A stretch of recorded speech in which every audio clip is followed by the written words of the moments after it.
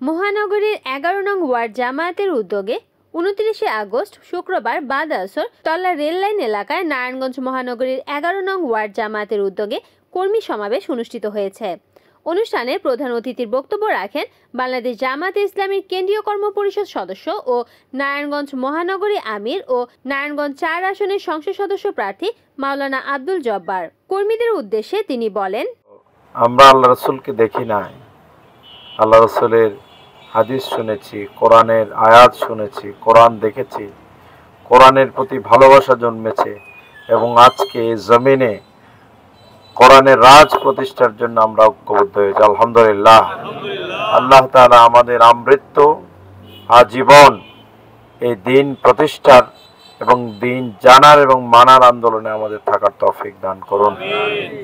প্রিয় ভাইয়েরা আমার, আমরা আজকে 5 আগস্টের পরে একটি নতুন পরিস্থিতিতে বাংলাদেশের যাতে একটা ন্যায় এবং ইনসাফ ভিত্তিক রাষ্ট্র প্রতিষ্ঠা হয়, এটার জন্য আমরা আকাঙ্ক্ষা করছি, আমরা এটার জন্য ভাবছি, এটার জন্য চিন্তা করছি। এবং আমার মনে হয় বাংলাদেশে যদি এখন বুঝদার 100 জন লোকের কাছে যান, মিনিমাম 80 জন লোক বলবে আসলে এরকম একটা সরকার আমাদের দেখা উচিত। এটা আমরা হয়তো একদম টপ টু লেভেল পর্যন্ত যেতে পারি না, এরপরে মাঝে মধ্যে রাস্তাঘাটে একটু চায়ের দোকানে ঢুকি অথবা নদীর তীরে বোটম্যানের সাথে কথা বলি, তারা কি ভাবে।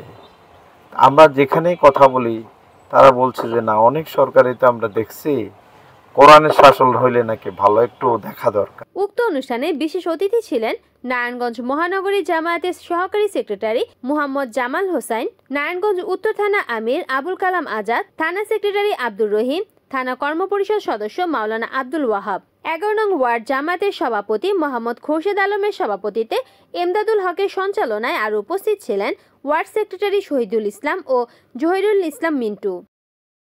রিপোর্ট করেছেন বদরুজ্জামান রতন, NN টিভি, নারায়ণগঞ্জ।